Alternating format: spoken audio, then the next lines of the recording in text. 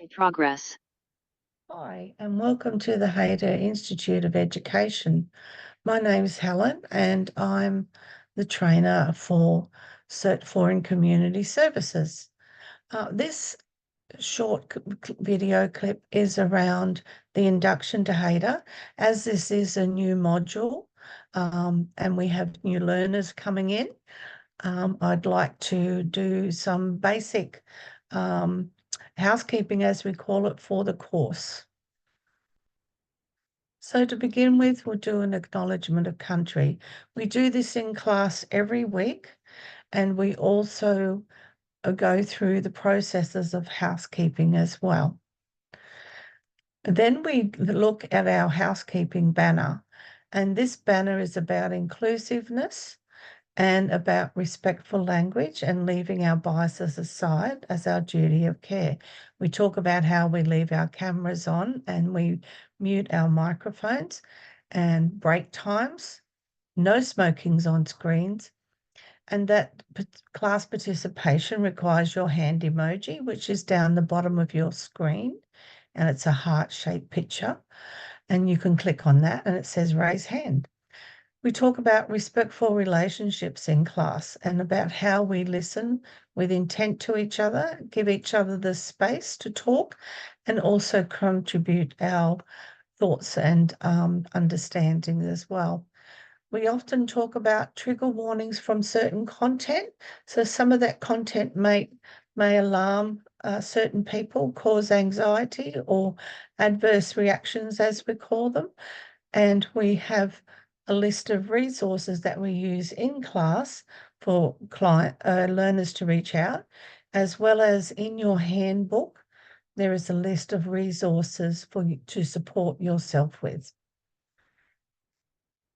With assessments, there's many different types, and we have quizzes, case studies, research projects, role plays, and practical written assessments.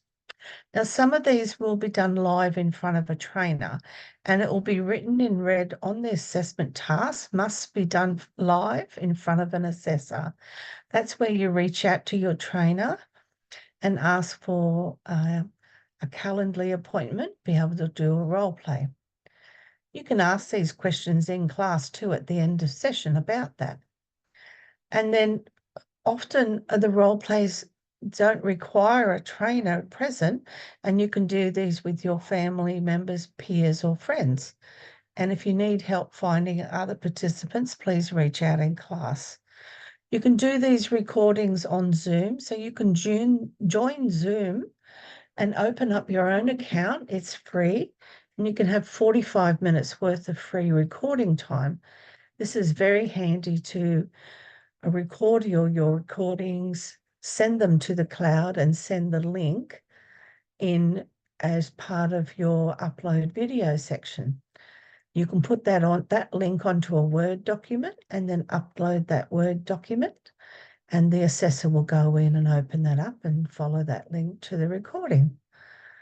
Now, if you have placement in some of your courses that you might do another course as well. There'll be times where you can reach out to your trainer. You have to get at least 60% of the work done itself. So that's over halfway of the modules, as well as considering the placement tasks that you will need to do. So when we are doing marking, we aim to have a 48-hour turnaround during business hours. So that means that we try to get it on point as close as we can back to you. And if they're marked non-satisfactory, you'll get feedback to where we want to guide you to correct that question. And it's only the question you got wrong that is answered. You don't have to do the whole assessment again. Now, just remember, if you're doing reports or taking work from online, make sure that you reference that. I'm happy for you to do a copy and paste of the URL that you visited and please name it, or you can reach out and ask me about APA referencing. If you need an extension of time, you can let me know as your trainer, or you can ask another trainer on Calendly as well. Now, Calendly is where you can go and get support for all your task work throughout the week.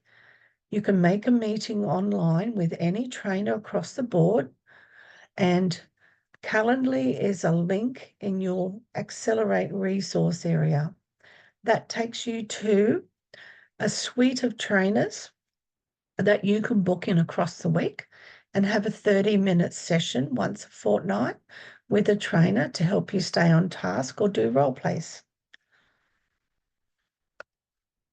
As HADA is a rolling intake institute, we have units opening up every 3 weeks. So every 3 weeks, we have a new module starting. Very rarely, some modules take 2 weeks, but overall, they're 3 weeks. Now, you have 3 class sessions plus 4 weeks after that to finish the assessments in. So it's a 7-week cycle that you're rotating through. And each month, that 3-week class changes over. You're still working in the other 4-week zone from your other assessments. This is where you need to stay on task. So if you can start by doing your courses week 1, task 1, week 2, task 2, week 3, task 3, and then you'll have the extra time then in those extra 4 weeks to bring it all together. Do role plays, book in to see a trainer. So it gives you that time and that flexibility. If you're having any issues accessing your Accelerate website, you can reach out to the team at lso@hadainstitute.edu.au. You can ask for the support team to guide you through how to navigate and some of the glitches that you might be experiencing. So with role plays and recordings, we actually have a role play done by 2 trainers that can give you practical insights and handy hints on what we're looking for in a role play. You'll see the link here. It's a YouTube link. You can take that and follow that and have a look. It's a 30-minute session on what we're looking for you, how you communicate. There's also another link here on how to do the role plays, how to record them and uploading them. Must be in an MP4 format. This is where Zoom or WebEx is really good to use because it's a link that will take us, the marker straight to your role play. If it's a movie maker, it takes way too long to download and it won't be acceptable for marking. We're here to offer support and safe learning space, but some of the content might trigger you, as we said before. So please be aware that you have your own links that you reach out to when you're feeling anxiety or know that you've been affected by some of the content. And in your handbook, there is a list of support contact numbers too, like Lifeline 131114. They're very good to talk to around many things, especially study. When people are getting stressed and overwhelmed, they're great people to talk to. So having all those feelings actually is normal too when you first come into studies. It's exciting. You don't know where to start. Where do I begin? What's this called? How do I manage this? These will settle down over time, but do come to your classes so you can interact with your peers, ask them questions and interact with your trainer. Otherwise you can use email or make a Calendly appointment. And that settles down after the first few weeks until you see how it all works. So do come along and enjoy your learning. Thank you.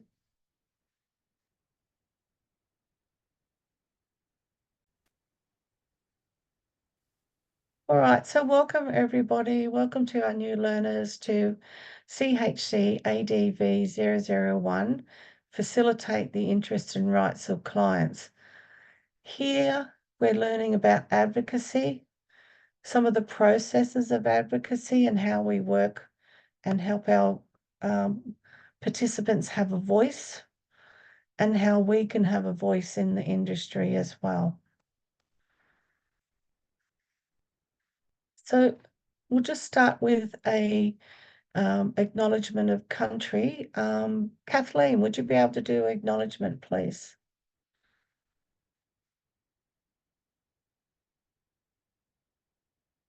Your sound's not on, Kathleen, your mic.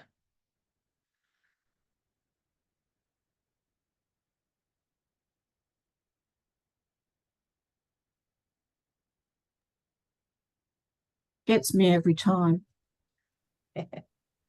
In the spirit of reconciliation, Hayter Institute of Education acknowledges the traditional custodians of country throughout Australia and their connections to land, sea and community. We recognise Aboriginal and Torres Strait Islander people as the first inhabitants of this nation and the traditional custodians of the land on which we work, live and study. We express our gratitude for the sharing of this land, our sorrow for the personal, spiritual and cultural costs of that sharing, and hope that we may move forward together in harmony and in the spirit of healing. We pay our respect to all First Nations people and acknowledge elders past, present and emerging. Thank you. So, what we call housekeeping for our new learners. It's about keeping our cameras on whilst I'm presenting, and we mute our microphones. And this is where you can use your hand emoji, which is in your reactions button down the bottom of your page. And it says raise hand, and it will bring up a little hand sign so I know that you want to ask a question. We have break times at 7 and 8 p.m. for 10 minutes, but we might break that down and work till 7:30 or 7:20 and have a whole 20-minute break together and make it more conducive and work for us better. We have respectful relationships in here, so we're talking about the way we interact with each other, our language, intent listening, and also contributing as well, and just being careful of the words we use. There's no smoking or vaping on screen. You're all adult learners. If you want to do that, please turn your screen off. Also too, just for the rights of protecting children's confidentiality, making sure that you have your screen off if you have young children at home with you. Happy to keep your microphone there and let me know that you're there in the background. They're welcome. That's just that on screen, it's a confidentiality issue. So some of the content could actually raise adverse reactions for you. It might cause an uneasiness, an uncomfortableness. In your resources, there's a kit for reaching out to support, and I'll also give you some numbers here as well. And make sure that you're kind to yourself every week. Make sure you're doing something for yourself, rejuvenating yourself, doing something that relaxes you. And remembering that respectful language and leaving our biases aside is our duty of care. In the community services work, we can have all our own opinions and thoughts. But when we work side by side with people, what we believe in sits to the side. Our duty of care is to the participant we're working with and ensuring their safety and that they're supported in all that they do. Our opinions do not come into that. This is where we have resources here for adverse reactions. So we have some numbers here for First Nations people, 13 Yarn, Lifeline, Beyond Blue. There's even a Beyond Blue app now that you can use as a chat, because for us learning in the industry, and we will get affected by some things that we see and hear. So being able to talk with somebody, debrief, and understanding our reactions and how we regulate that is important for our future as workers. So Tonight, we're looking at the rights and advocacy of participants, and we're looking at the human rights section, the rights compared to needs for people, and how we're going to advocate. So there's guardianship laws involved in this advocacy as well, because certain people won't be able to step up and speak for themselves. So they'll need support. So first of all, what is a right? What is the right? Excuse me, just one moment. Sorry. So what is a right? What is it? What are you entitled to be supported by? And what are the principles around that right? Is it supported by law? Is it a moral principle that we have? Or is it a value or belief?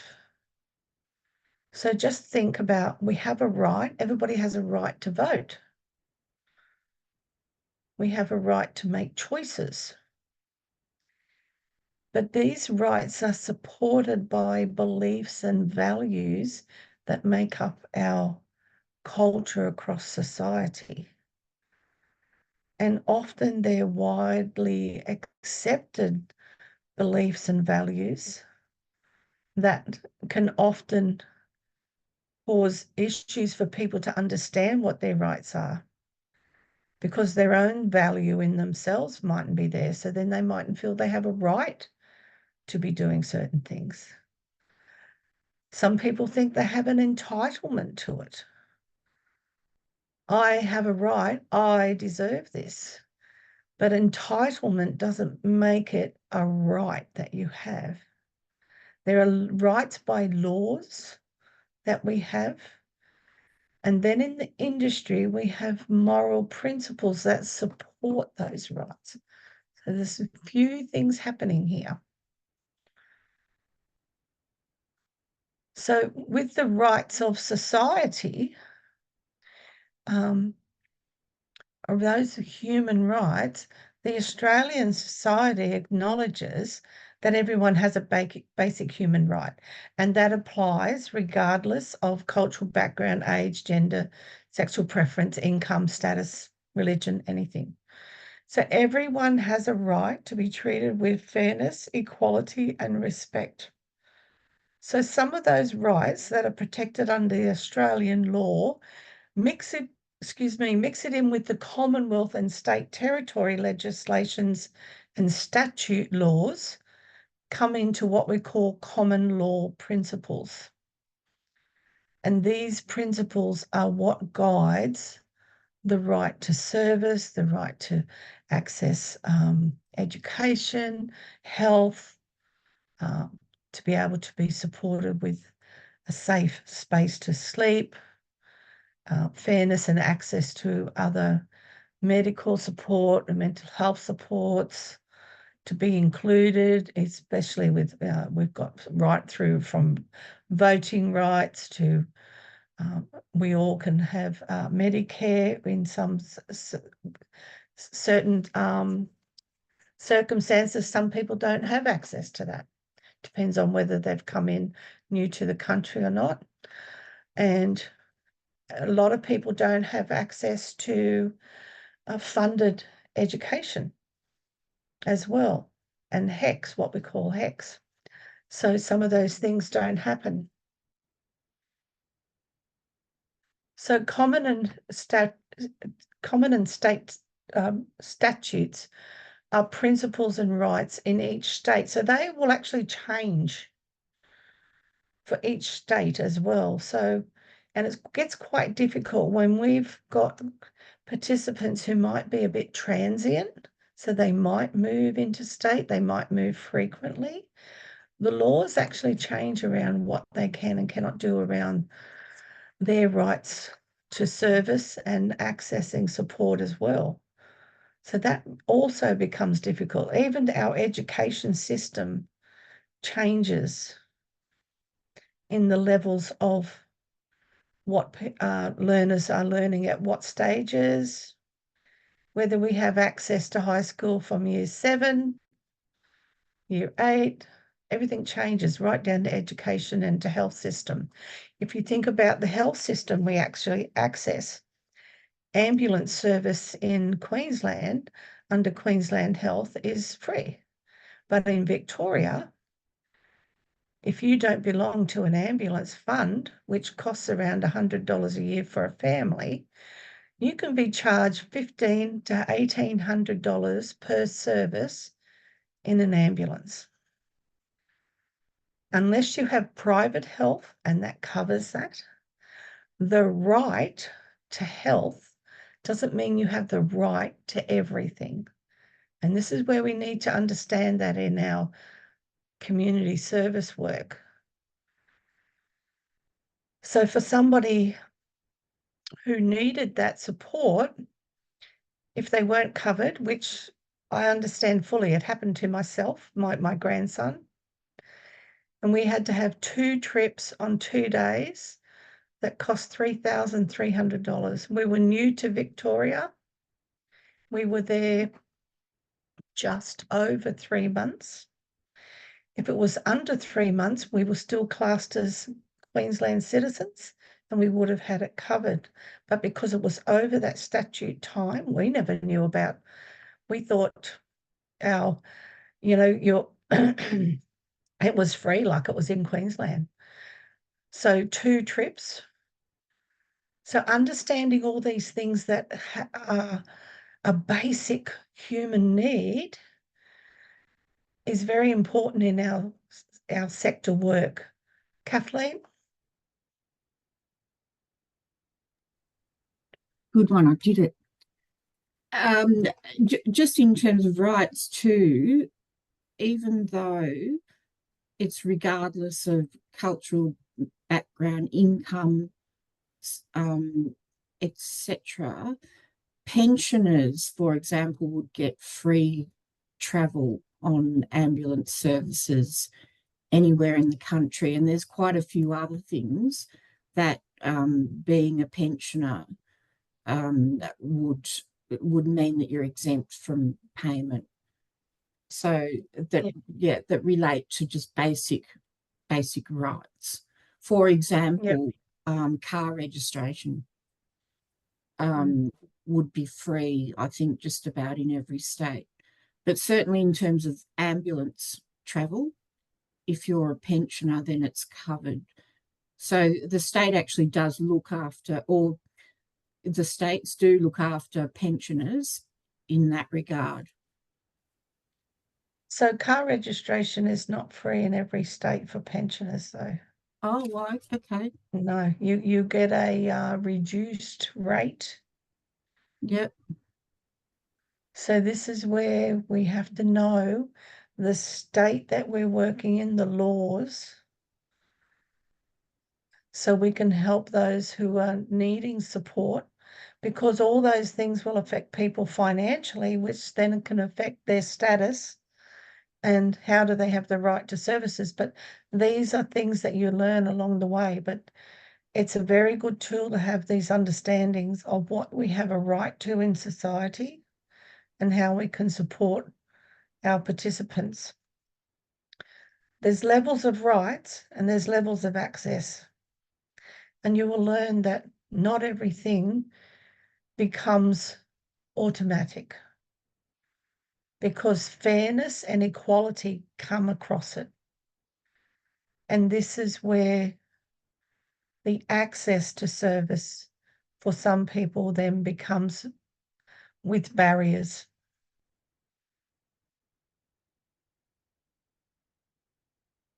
So we've just got a little video here. It's only a short one around rights and freedoms and the court system. As a community worker, being able to understand some of the court system and somebody's legal rights as well. You might be supporting somebody. It could be around tenancy. Might be somebody who's been blacklisted with tenancy and can't get private housing. It could be somebody who's fighting a spur fine or debt. How do we support somebody with our court system? So I'm just going to press pause here.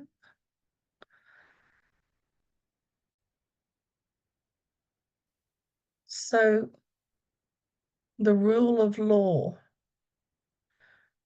can I open it up? What do you think that means to you? Or how could you define the rule of law?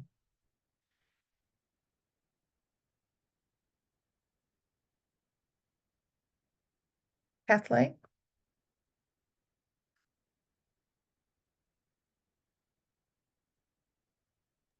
You got your mic, Kathleen? So policies that have legally been put in place, probably in response to having been recognised as human rights in the United Nations, and then having been adopted by federal governments, followed by state governments in Australia, that ensure that everybody's treated equally. My question is to the room, do you think everybody is treated equally? No. No. Why? Tell me why. Because this is really important to identify as community workers. Because of power imbalances, I think. And what are they? Money. So you would have power imbalances between maybe somebody who is poor, or somebody who has a disability, as somebody who is facing challenges that have, really knocked them about, particularly in terms of, I suppose, self-esteem. So those power imbalances mean that people feel as if they can't fight for their own rights. They need help. They do. And how do we identify that in our participants and still help them keep their dignity? Anyone? How would you identify that in someone?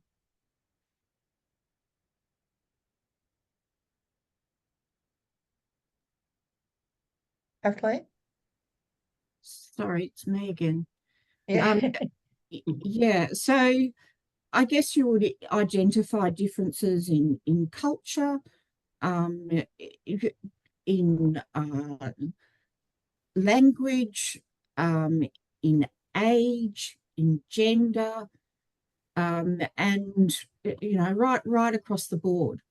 And you would provide them with unbiased support. And that is true. We're looking for different things that shine in different people, but what we're looking for here also is the strengths based in them, even though they feel that there's so many barriers that are causing the equality and that right to access, there's still somewhere in each individual a strength-based approach here that they've been able to maintain some sort of semblance of working in something or working towards something, even though they're coming up against barriers and complex issues here. So we need to identify their strengths so we can help them be a part of understanding what their rights are as well. So it's very broad across, but understanding where people have what we call intersectionality.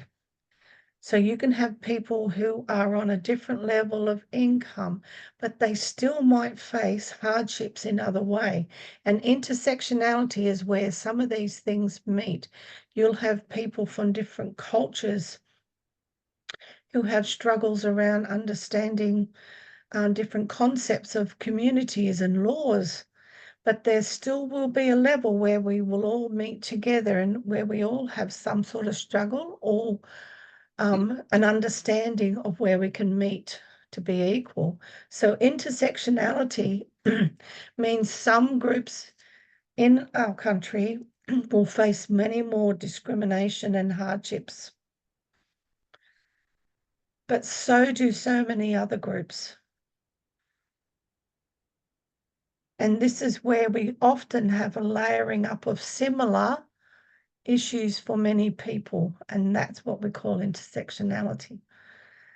The main thing for us as workers is to understand the rights and freedoms here, and how do we support that? How do we help our participants gain access to support services, structured government support, all those areas?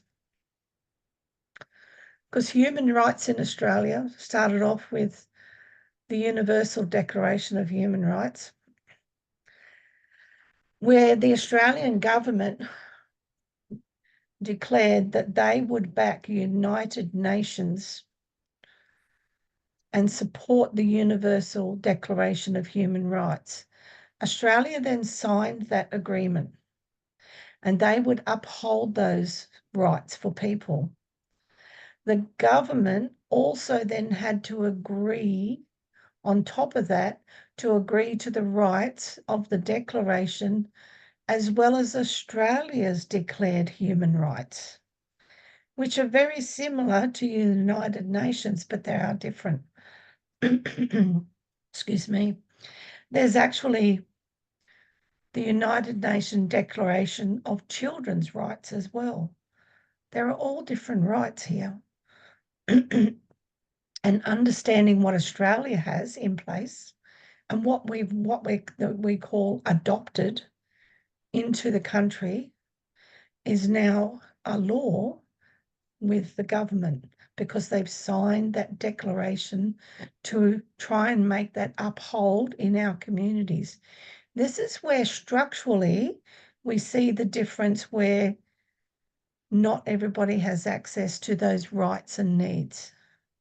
This is where structurally sometimes you will struggle as a worker, in that you find that trying to get access to services that could be so overloaded, or there's not enough of them to support the participants' needs, then they're not getting access to those. Then they're pushed to the background. And the government hasn't kept up with the need in society. How many different areas did you see fighting for funding for community services? Think about domestic and family violence. Think about homelessness. Think about youth services. Think about basic health services, childcare services. All these things have costs related to them. A lot of people don't have those costs. How is then that equal right to access? This is the struggle here we're talking about. Right, so I want you to investigate the rights that every person should be afforded with these Declaration of Human Rights. We're going to go into breakout rooms. I'm going to actually put the link into the chat for you.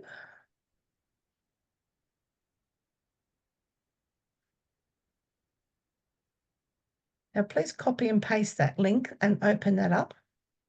And it's going to bring out the rights, the universal rights around the world.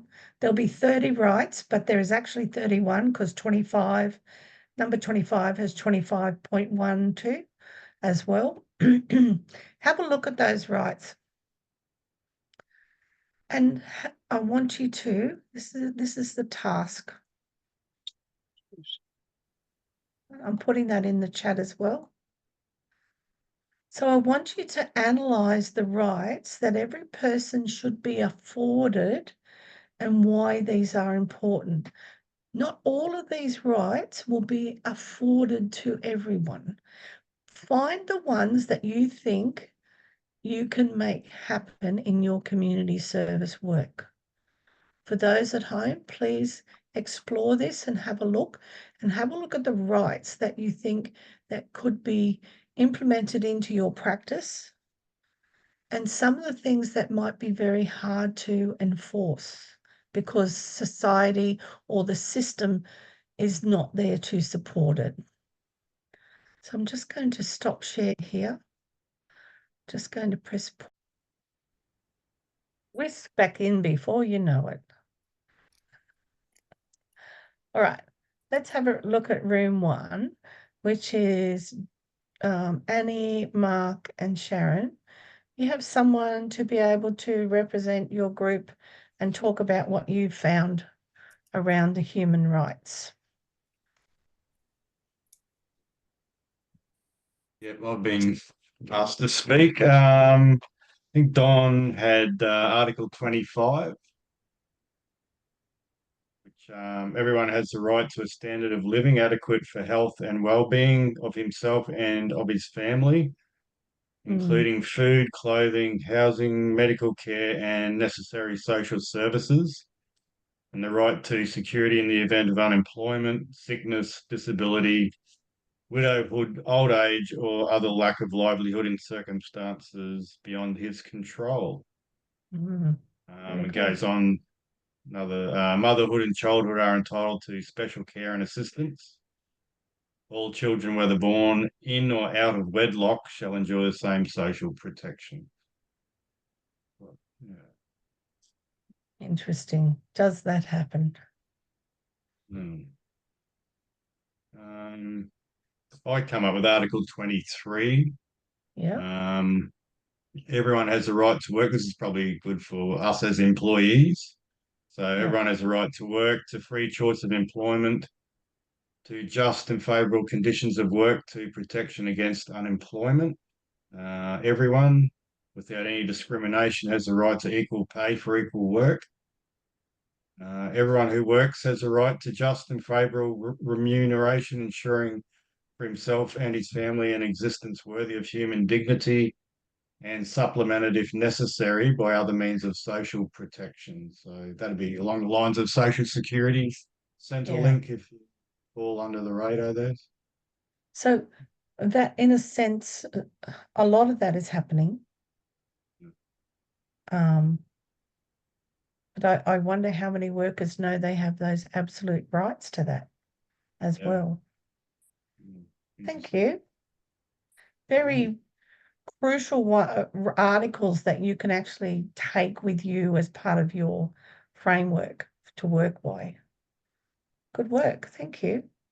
Room 2, Ben, Maddie, Philip, and Sam. Who's going to represent that group?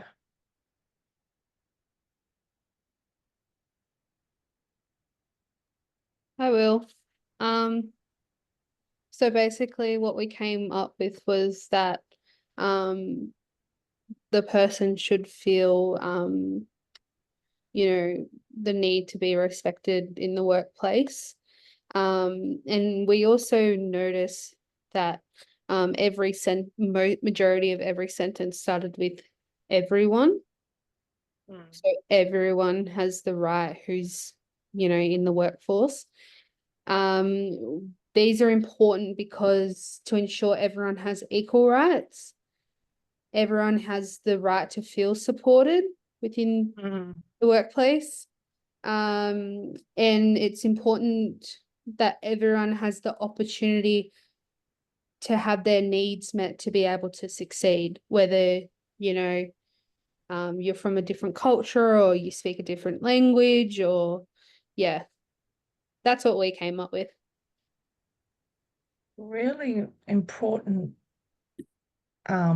views here, because you're very correct. You're spot on, Maddie, in that as workers, we deserve to have these rights upheld and access to support to be able to do our jobs, to participate as well, to be accepted for who we are with our diversity, but also work in safe environments. This is why we have acts and legislations in every state, especially around workplace health and safety, psychological supports in work, from stress. We talk about the safety of the client and the organisation, but it's also about the safety of the worker. We also have access and supports for workers. So we have what we call the EAP, the enhancement programs that support workers, but we do have rights as workers, and we should be supported to do our job the best we can with the best resources and facilities that they can attain to us, because our welfare is crucial to helping those people on the ground. If that's not there, they're not going to get the support. So good pick up there. Room 3, Harry, Kay, and Ruby.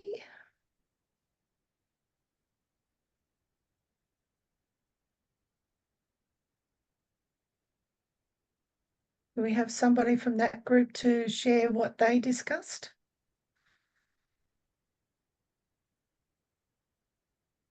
All right, we'll come back to that.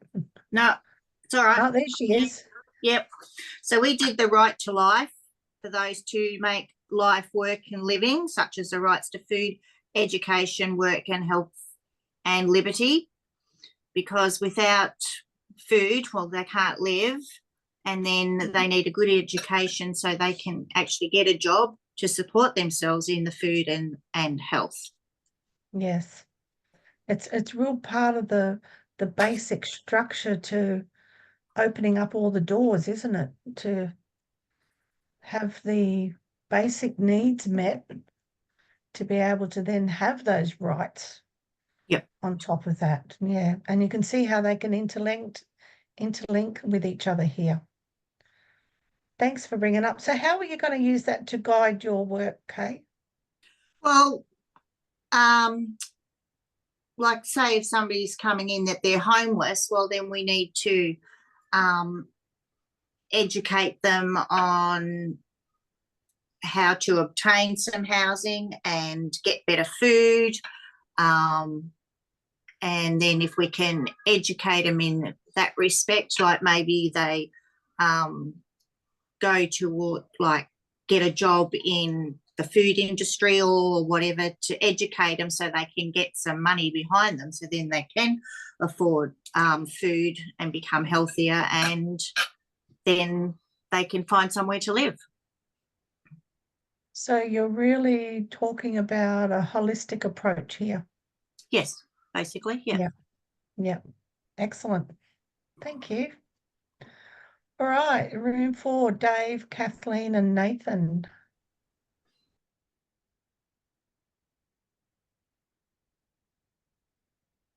I don't really want to take over the class. I'm wondering if Nathan would like to speak. And if not, I'm very happy to. Kathleen, I would prefer you spoke, and that's okay. Okay, that's fine. I just don't want to dominate. So we looked really at Article 1 and Article 2 in particular, because they are the two articles that really emphasise that we're all born, as it says, born free and equal in dignity and rights, endowed with reason and conscience, so we're able to have some self-empowerment, and we should act together in a spirit of brotherhood, which doesn't always happen. And then Article 2 as well goes into the same, it really feeds off Article 1, but it's just more specific in terms of talking about race, colour, sex, language, religion, politics, or other opinion, national or social origin. It's just a very comprehensive way of describing Article 2. And we also had a quick look at Article 3. And again, we looked at the right to safety, the right to personal safety. In Article 4, hang on, no, we went down to Article 5, no one shall be subjected to torture or to cruel, inhuman, or degrading treatment or punishment. And we talked about Guantanamo Bay and the fact that the Americans are signed up to the Treaty of Human Rights, and yet there was evidence, apparently there was evidence of torture that occurred at Guantanamo Bay. So that's about it from us. So can I say good depiction in Article 1 and 2 here? Article 1 and 2 serve everything we do. Even though all those rights can relate to different areas in our work. Hint here for your assessments, when it asks for an article, Articles 1 and 2 cover nearly everything. Then there'll be other articles that you can add in. But Articles 1 and 2 are about the rights and freedoms and right to move without discrimination.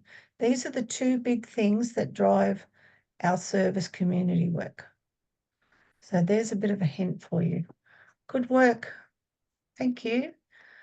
Room 5, Christine, Louise and Shanoa. Okay, I'm the speaker on this one. I took over a little bit. I decided that we should go one that nobody would discuss. So we went for Article 15. Everyone has the right to a nationality.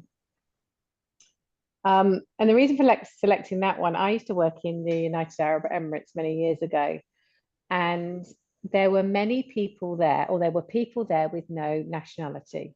Whether they were born out of a hospital, so you had to be born in a hospital to get a birth certificate, or if you were born out of wedlock, you may not take the baby to the hospital, or people were there and they overstayed their visa and then they didn't quite have nationality. So there was many people there, and we used to call them Badoon, who didn't have a nationality.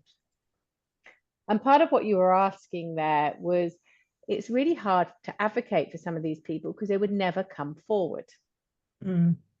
So yes, it's their right, but if people aren't coming forward because of fear of what would happen, then it's really difficult as a community worker to advocate for those people. But there were things in place, and I've just seen in 2024 they're doing the same. They used to have an amnesty where people who didn't have a nationality or their visa situation had changed, that they could go and seek support with no fear of something adversely happening to them. And it's interesting because that's still happening today in our remote areas as well. I don't know about Australia, but yes, it must happen here as well. It must happen. It's still happening here. And then you've got the issues for people who have been born here by parents who were born overseas, and they might have travelled back overseas and then come back. They're still not classed as Australian citizens here and have those rights, even though they were born here. It doesn't give them the right to direct citizenship either. So it alienates them. So then they have less access to things. But it's also, you're very true about people do not come forward about that. Is it a matter of shame, guilt, or not knowing what their rights are, or that to have these things will get them more support?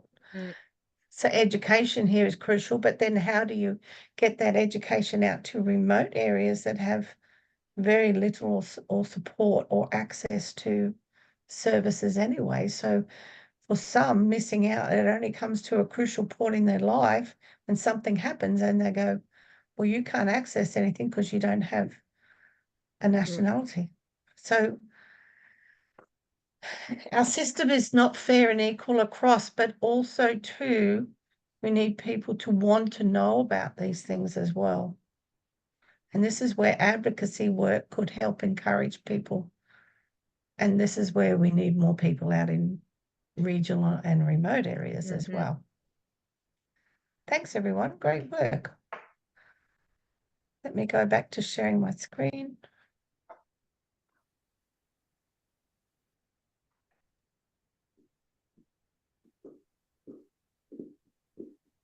So when we talk about the agreements that we have across Australia and internationally, there's treaties that have been signed.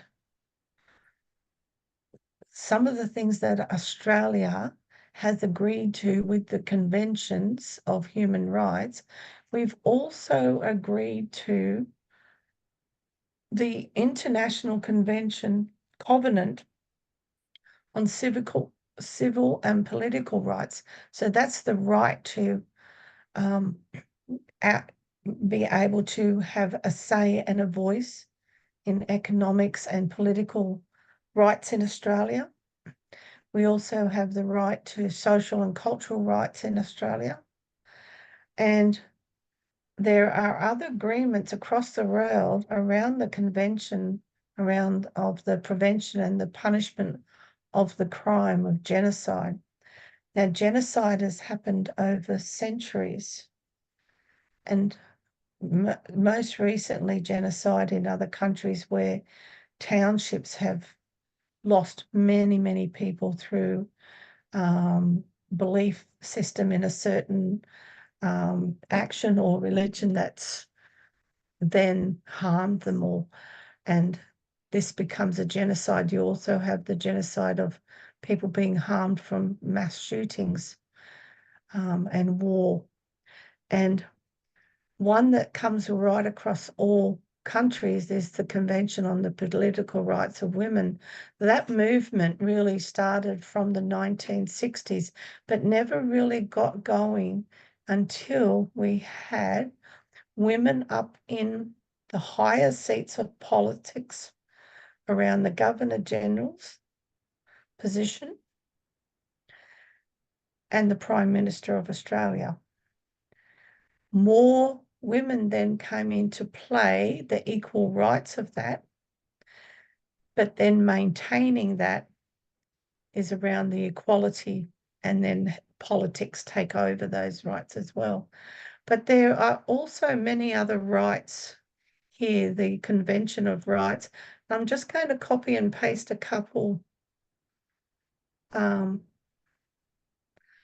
put them in the chat for you. And this is around the Convention of Elimination of All Forms of Racial Discrimination, elimination of discrimination against women, against torture and other cruel, inhuman, degrading treatment, the rights of the child, and the rights of persons with disabilities. So these are agreements that the Australian government has signed for Australians. And it's a signatory that has happened legally. And it also goes back to 1926 with the Slavery Convention that was signed by many countries. And then that took over with the Convention of the Abolition of Slavery as well. So some of these rights build up on top of each other as they've been able to gain more momentum in them. So why is it important to understand human rights for effective advocacy? Here I have a document. Just going to copy that for you.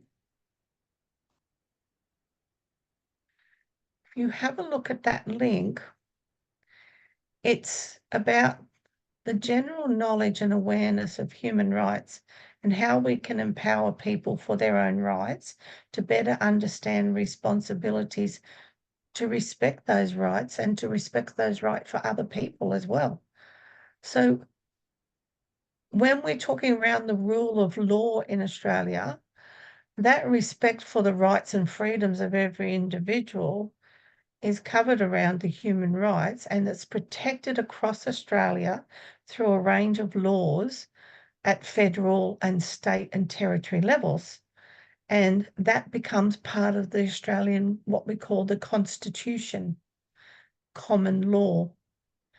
So here in this activity here, the Attorney General website has what the human rights and protections that are in place.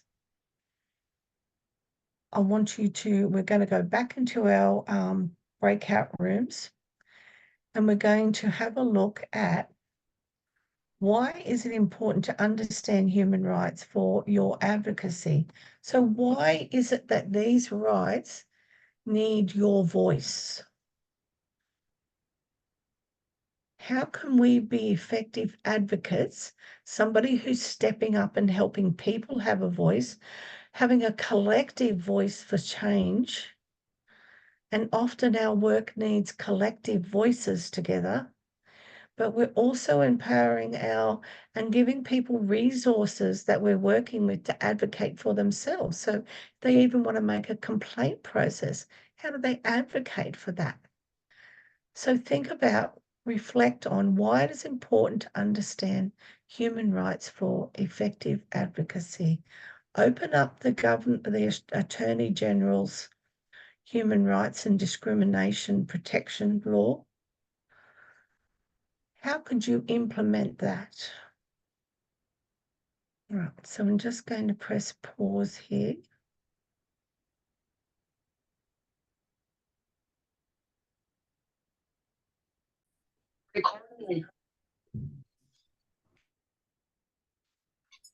Okay, room 1. Annie, Mark, and it would have been just Annie and Mark, I think. Yes, so I will speak up at this time. So in my opinion, why effective advocacy is important, because without advocacy, many voices would remain in silence.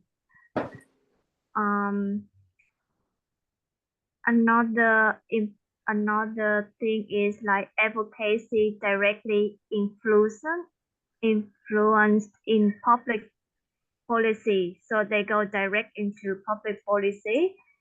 And another one thing I find out is with the advocacy support, the protection of human rights, issue like women rights, education, safety, are often discussed in the community. That's all I find out. Excellent, excellent. And this can guide your work for the future and build that framework of understanding, isn't it? Yeah. So make sure you keep those links for your assessments as well.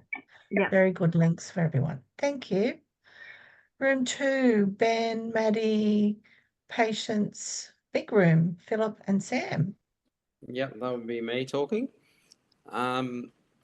So we had, well, I had it, in order to advocate for someone, you must first understand what the person's entitled to.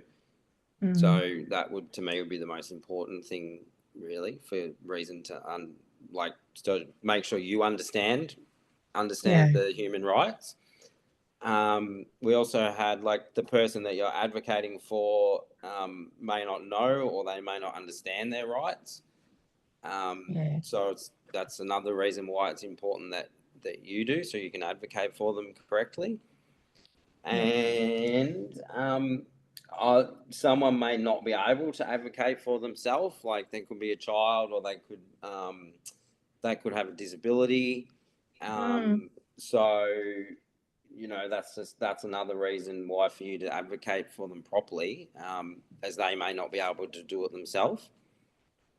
And I can see how you can relate this to your work right now, Ben, in that you can advocate for the people that you're supporting so they can understand fully their rights.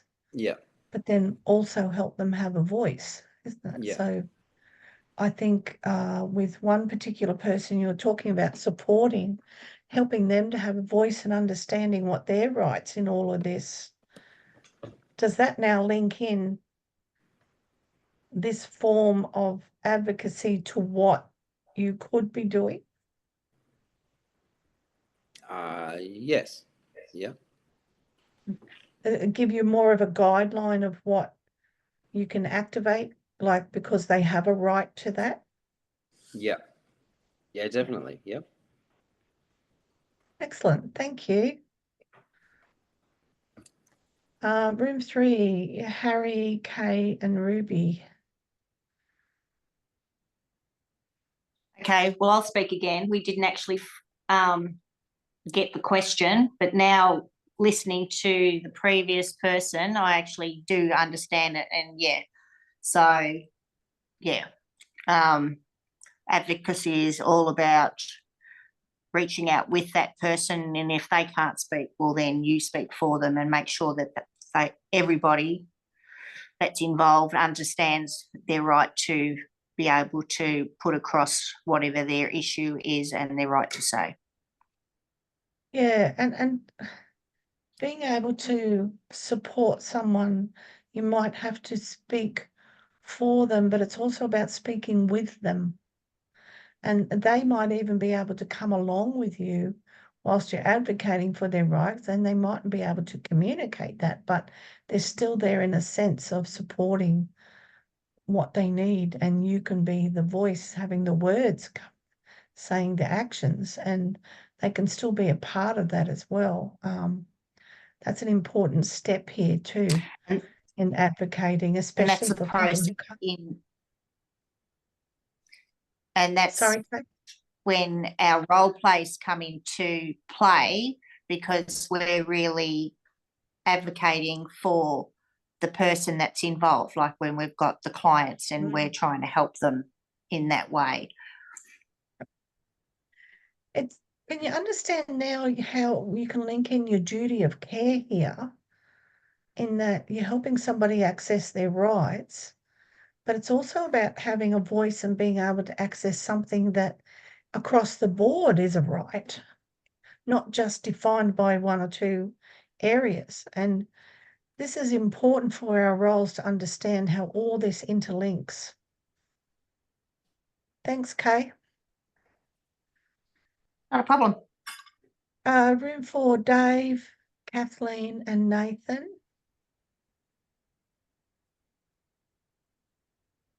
I think it's me again. I was about to say I'd love for you to speak again. We're going to get you soon, Dave. Don't you worry. Yeah, not the first night. No, that's right. Yeah. We'll let you off tonight. Thank you. It's very wise to sit back and observe on your first night. So we had a little bit of a discussion, first of all, about where the United Nations human rights fit in with the Constitution. So we had a discussion about how governments around the world develop laws in line with the treaties that they've signed with the United Nations. Because there was a little bit of confusion about, well, isn't that just a basic human right? And the answer was yes, these are all basic human rights, but they've now been put into the Constitution. And if you want to look at an example of a constitutional right and advocacy, if you look at the Voice to Parliament referendum, you can see there that there was a group of people who are advocating for Aboriginal people to actually have a voice in Parliament, and that is actually a human right, is for people to have a voice of their own. So we spoke as Ben's group did about advocates. We talked about power imbalance and how sometimes there's a power imbalance, and so people need somebody to advocate for them because of that power imbalance, and needing to be their voice, because they may not understand or know what their rights are. Now, looking at that page that you gave us, Helen, we are also flicked over to humanrights.gov.au, and the Australian Human Rights Commission. So we flicked over to there, and they list here, more or less list, how or areas where advocacy can apply. For example, as I've said, Aboriginal and Torres Strait Islander social justice, age discrimination, they're a marginalised group, and they are marginalised and they need people to advocate for them. Children's rights, children need adults to advocate for them. Disability rights, many disabled people are capable, quite capable, of advocating for themselves, but often they're better off doing it in a group. Or they may need people to do it for them. Race discrimination, if you look at people from different cultures who have language barriers, for example, they may need advocacy. Sex discrimination, again, you've got the LGBTQIA+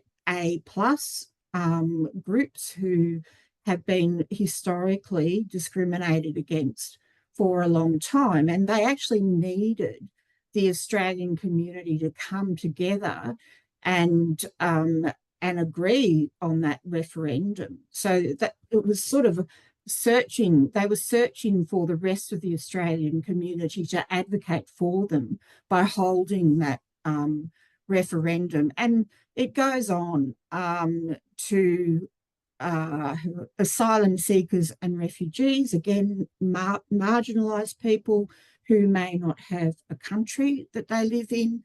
And I'm just going to go now to technology and human rights and the right. People, today, everything's done on technology, and some people need advocacy for using technology. For example, dinosaurs like me. So that's it. I think you're doing quite well with your access to technology, but it's very true because we're suddenly thrust in the last 25 years, thrust into using technology, whether we liked it or not. So keeping up, being able to keep up is a matter of training. You've also got people who have difficulties in learning something like that too. It goes against their own understanding and processes. So we're all individual learners in this too. So we have our own belief system. Do we actually, belong in technology, but we're going to get left behind if we don't. So then you become marginalised. This is where we can have people stepping up and being able to use those platforms as voices for people as well. Great work there, guys. Very in-depth work. Please keep those links. So can you just put those links in the chat to share, Kathleen, where you went with Dave and Nathan, because all our learners online and in the class would benefit from that as well. Thank you. Room 5, last room, Christine, Louise and Shanoa. Hi, so I've been nominated to speak, and to answer the question just in a general sense, it's important for us to be knowledgeable of people's rights and the law so we can educate clients as well as uplift them so that they can advocate for themselves where applicable. So not only are we advocating on their behalf, but also, like I said, where they're able to and there's not kind of physical or mental restrictions, encouraging them to advocate for themselves as well. And that's when throughout our discussion, the app called Ask Izzy came up, which I'm sure a few people are aware of, which is basically just a website where people can find resources in their area and specific to their needs to assist them in whatever support they need. So, yeah. Excellent. Can you put that link in the chat too, please? Yeah, That'd be a great absolutely. resource. And I really like the word that you use, uplifting. Uplifting the individual to be able to speak up or to ask for support to help speak for them. Love that word. Great work, guys. Thank you. And I think what we see from group work is that exploration happening here and taking something, a little bit of knowledge and taking it further. That's going to give you a deeper understanding of why this is important. So research with your peers is crucial. Your own personal research is crucial as well.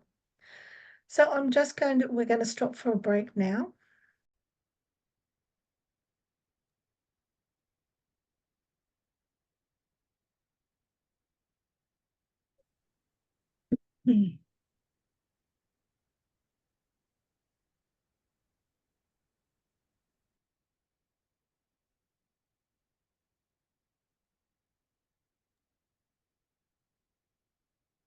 Sorry, just clearing my throat there.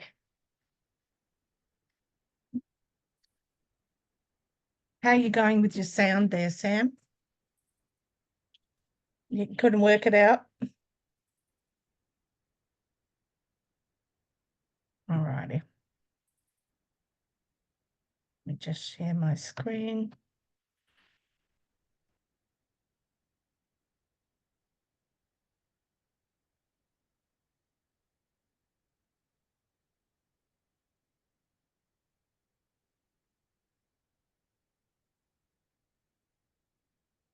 Right. So going along with what we just did before the break around rights and needs, remember that the rights and needs are linked and they fall into four very broad categories. And when we talk about access to services, we're talking around all different types of accessing services, but there are many barriers for people which we have learnt about tonight. And it's also about the right to legal support and protection here. And legal remedies, what they're talking about is those legal rights to remedy a wrong. Our own personal safety and security, as well as for the people that we're working with, and the freedom of choice. And that freedom of choice goes across to the worker as well, because that freedom of choice is our freedom of choice to choose the work we do or not, what we participate in, what we feel comfortably connected to, what we feel morally connected to, what we're not connected to. So we have a right to speak up and say, I'm not comfortable doing that. And it's the same for the rights for the choice of the participant. That's not quite what I want. I want something different. They have a right to do that. So let's have a look at advocacy. And we've been talking a lot about being the voice or representing somebody, but it's also representing something or a cause. So you think about the candlelit nights that we had for White Ribbon Day around domestic violence, which ended in 2022, but for a good 10 years, we had sections of communities coming out at night and lighting up the night sky with candles. Everybody held candles in remembrance of what was happening with domestic violence. Those people came together as a single cause. Think about Rosie Batty and what she brought to the surface around in advocating for her son's voice to be heard, but instead created a movement.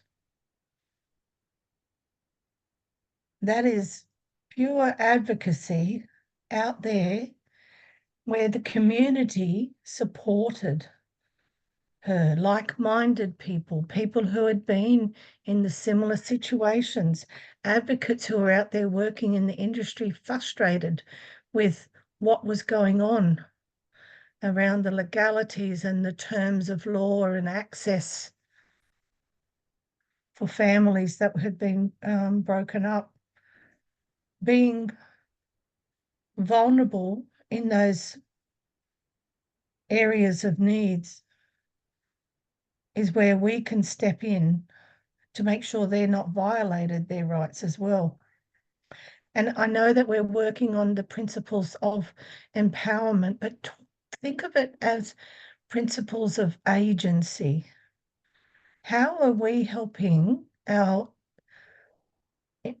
learners, our learners, our participants, become an agency to themselves, an advocate?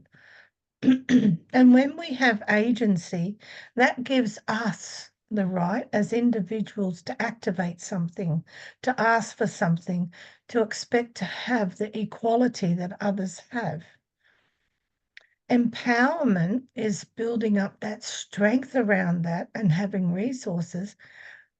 But to me, the word agency is more powerful in the sense that gives you the understanding that you're leading this.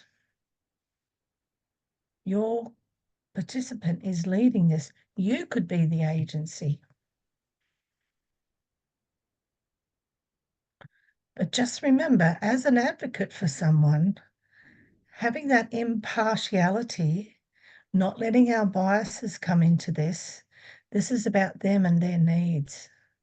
And this is where sometimes we get confused as workers, because we can have very strong understandings and feelings about certain things and what people should and shouldn't be doing. There's the problem by saying the word should. There's a bias. And if you start your sentences off, well, you should be doing this, you're bringing in your own biases here. And you're not setting them to the side. I'm not talking about getting rid of them. No way. They're yours. They're your thoughts and feelings and morals and compass, value compass. But when we work with somebody else, we set it to the side and we walk objectionally. We're open. We're there to listen. We're not trying to balance what they need against anything other than the right to access. And this is where we also have to be careful to not make assumptions. We cannot make assumptions about somebody just because of the look of them or the way they act or what they ask for. And that can be a very big, tricky thing to do, because we're normal people.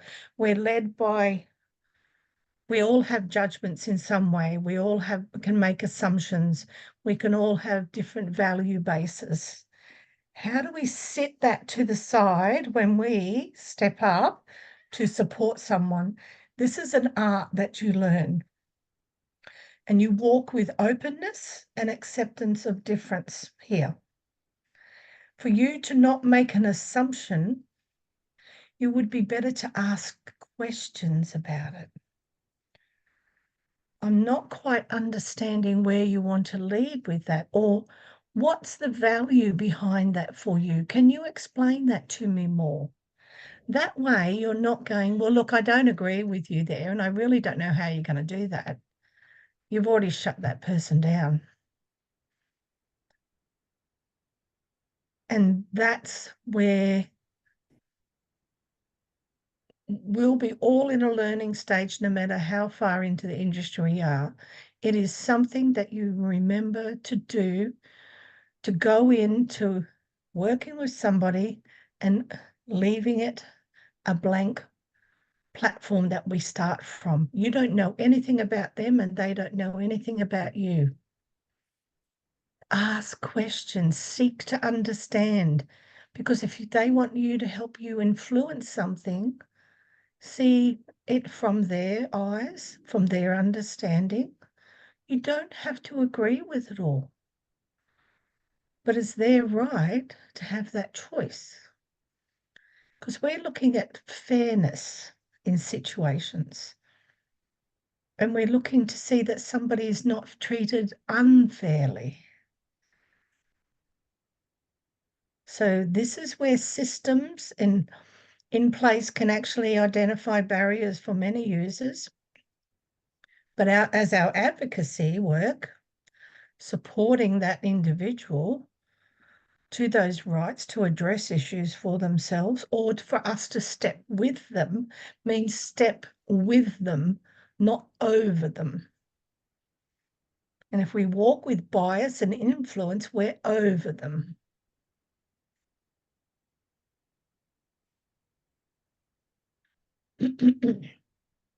So what does advocacy do? It is about the treatment of the process is the aim to look at unfair treatment and support people who are disadvantaged in some way or at a systemic level. So that's a systemic level in society.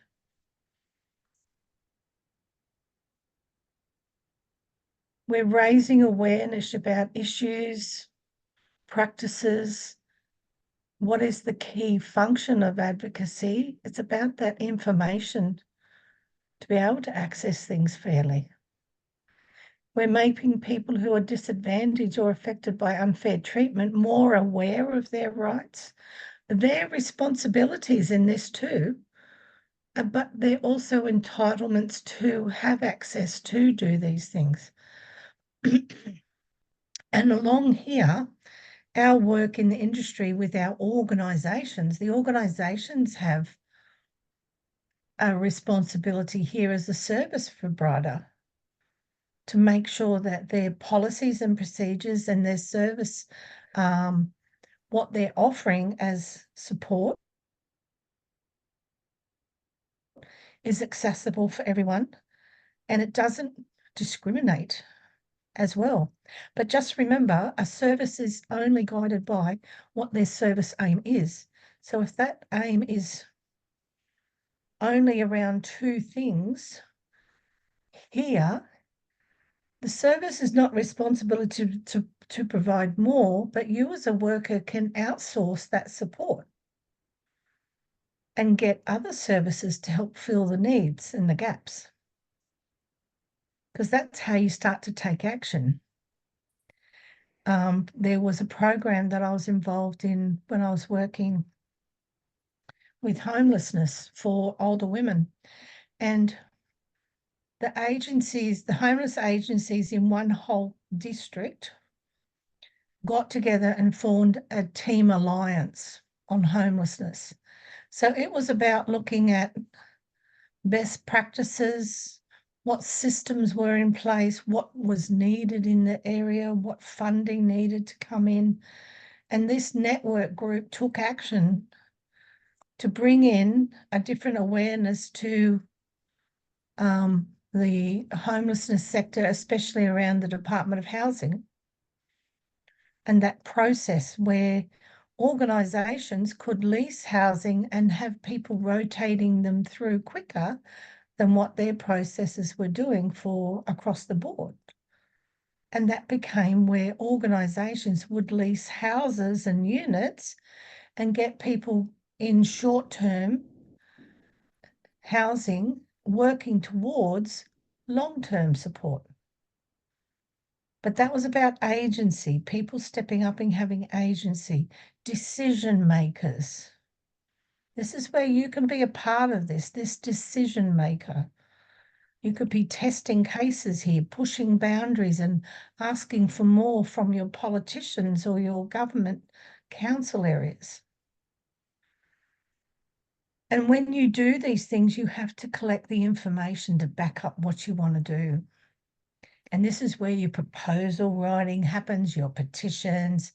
You might get surveys from communities to find out what they want to do, how they want to be a part of this advocacy change. What do they see being a need in their community? All of that is linked to the research you will do behind that. but that becomes an essential part of advocacy. So you can see it has layers of advocacy. It's not just about the voice, it's about bringing in the resources, gathering people with a common goal, doing the research behind the reasons why this is important. So you build up this group understanding. More voices together make a bigger impact. But often in our communities, you will find, and I think we've talked about it tonight too, what they call the power imbalance. And I like to liken it as more the inequality that happens across the board.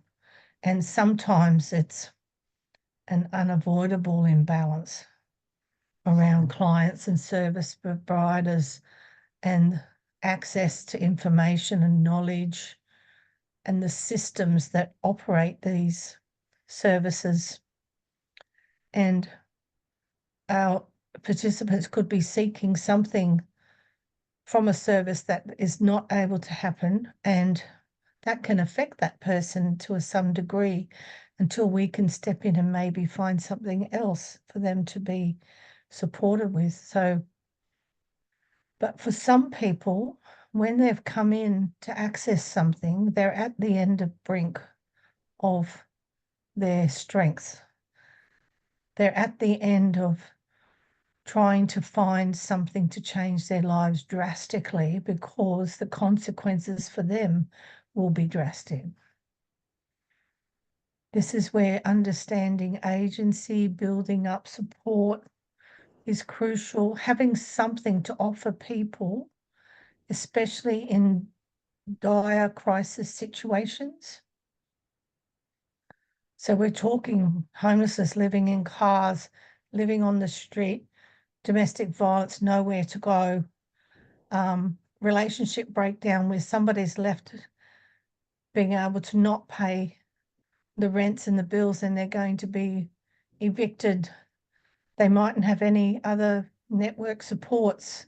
This whole isolation happens. Somebody who's been affected by drugs and alcohol who wants to change but has lost everything. Where do they start on that? They're at rock bottom. How do we step up and make change for them, advocate for them? Kathleen?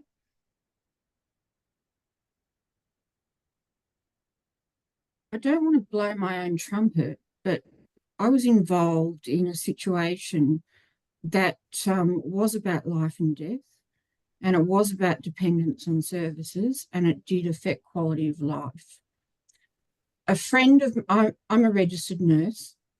A friend of mine rang me because I had worked in, I'm an operating room nurse, and I had worked in a hospital that had a lot of pediatrics, a pediatric surgeon and surgery. And she rang me one Christmas night. She was we didn't get along very well. And I thought, gee, for her to ring me, she must be desperate.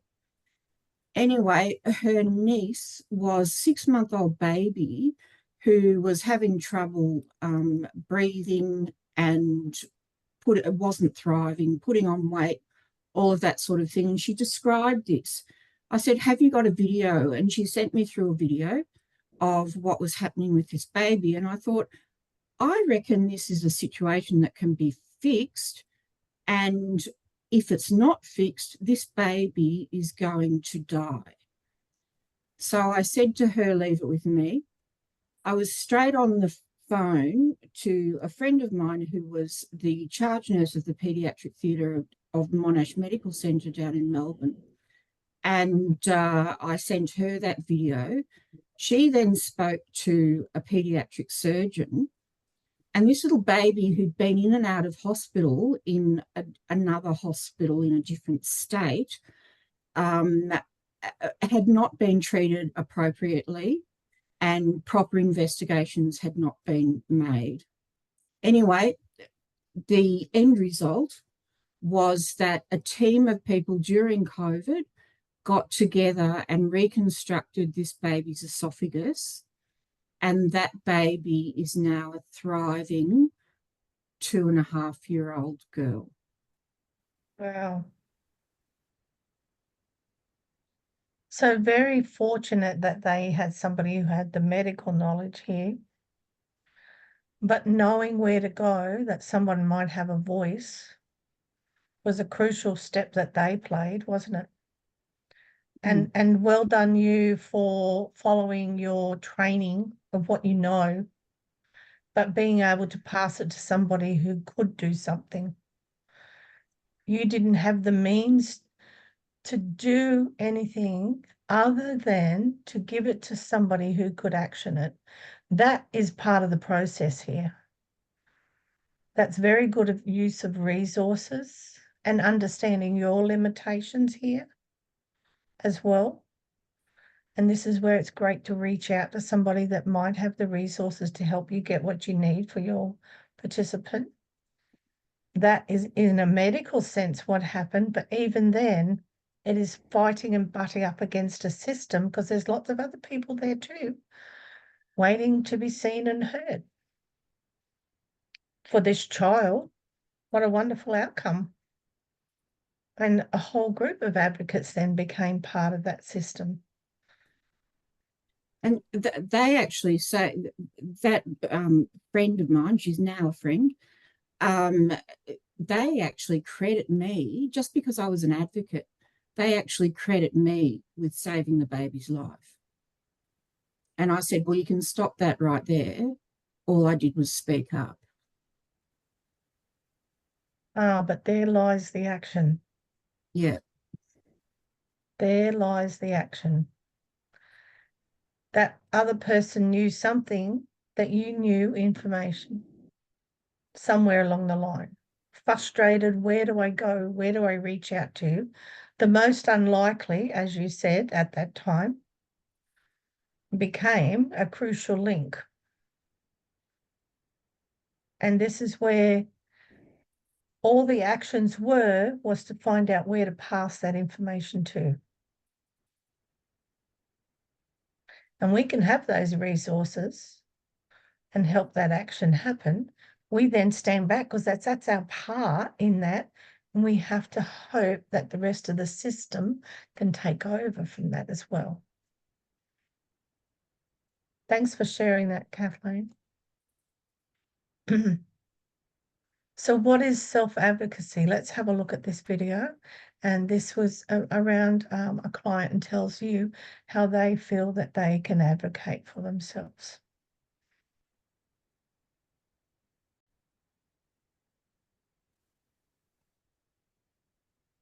So somebody tell me, what would you take from that?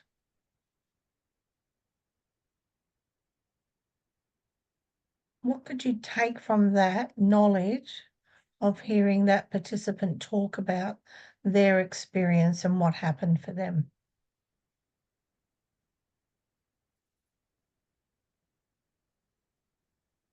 Ben?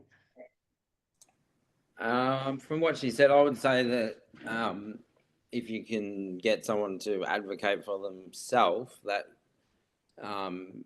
I don't know if it would be the best option, but it sounds like it's a very good option. And if the person's able to, then that might be a good thing to suggest to your client or to introduce them to. Yeah, and it's about, even though they talked about the skills to do that, they would have had to have learned the skills in a different way to do it. This is where your flexibility could come in and teaching them, like she was learning how to advocate and not be so angry to express emotion. She didn't understand that skill and they were taught that. So I would think that two things are happening there. They're getting to lead what they want, but they're also having that voice. But your role would be the in-between stuff, teaching those skills, but teach them in a different way that suits their learning style as well. That's really crucial here. And if you're working in the industry with NDIS, people are leading their own management of their programs, of their funding and seeking the support. So they're having to learn to speak up, but there's skill gaps where you as a support worker can help them understand those processes and help them see it in a different way that they can then do it themselves, or speak up and then you validate that for them from the background. Thanks, Ben. Kathleen? What I took from that was that she really liked to have self-advocacy. So she took great pride in it. She said it helped her understand herself. And that enabled her to help herself. So just getting that understanding of herself and having that enable her. She also mentioned being able to express herself, or learning how to express herself. And she also mentioned goals, which sort of implied that she was active in setting her own goals and achieving those goals. And that all gave her a sense of satisfaction. Because she had a right to it. Yeah. But how do you find that right, and how do you fit that right with all different individuals? Because there'll be different cognitive learning differences here as well as processing issues here. So those processing, it's easier to be angry than to learn about how skills to use expression. Because when we talk about discussing emotions, you know, we're talking about deep emotions. How do you explain that? So it is a skill and an art that we can help somebody do that. But you're right, Kathleen, about the more she's learned, the more she felt strong enough to then say something which brought joy and inclusiveness. Did you hear what she talked about? She must have spoken up and felt like not part of that share home. But suddenly when she had tasks to do, she was included because she was capable. She got things to do she enjoyed. She had goals. Changed the whole perspective. It could have been in the beginning, get me out of this home, I'm not staying here. Whereas with work and that advocacy that the group were doing and teaching her those skills changed things. Ruby? I was just gonna say, I think with her learning self-advocacy, or not even her, I think people in general, you know, young children, adults, people with disability, when they learn self-advocacy, they also learn communication and like self-regulation, which are two pretty important, you know, skills to have in life. And yeah, I suppose, well, to communicate, you do have to self-regulate yourself, and not in order to not get angry or have those outbursts that you might initially want to have, and instead sit down and communicate with someone that this is how I'm feeling, how I want to be treated. And it's bigger than just using communication skills and speaking. What is regulation of the emotions? What is dysregulation? How do you relate to that? These are concepts here that are quite hard to explore and explain. So being able to use it in an advocacy sense helps that understanding and learning. Good point there, Ruby. Thank you.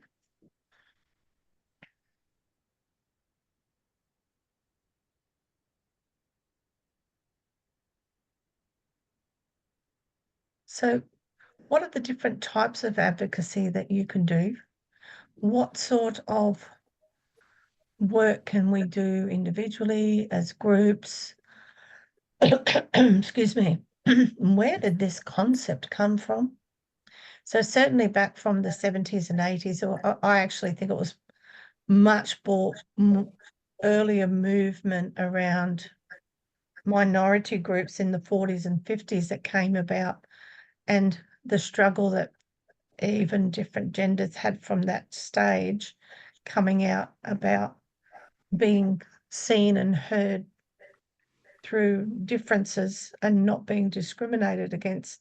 And marches were happening people were publicly taking to the street and protesting about things. Think about when they had protests right around the world around the Vietnam War. Every country was protesting, nearly every country, sorry, was protesting about something around that. And the communities all got together and spoke up. You know, that's a long time ago, but there's movement, what they call in the 50s and 60s, the painters and dockers movement around the industry at that time, where fair work was not happening across the board and people were trying to gain equality of pay, and men were marching and stepping up. And this is where political groups came into play in the sense of giving somebody agency and voice. So this is where platforms of groups formed to become voices for the people across the board. So they would have a voice, like we now have in the Australian Community Workers Association. We have a voice. We have the Australian Association of Social Workers. We have a voice. We have the Australian Counselling Association. We have a voice. The Australian Workers Union. We have a voice.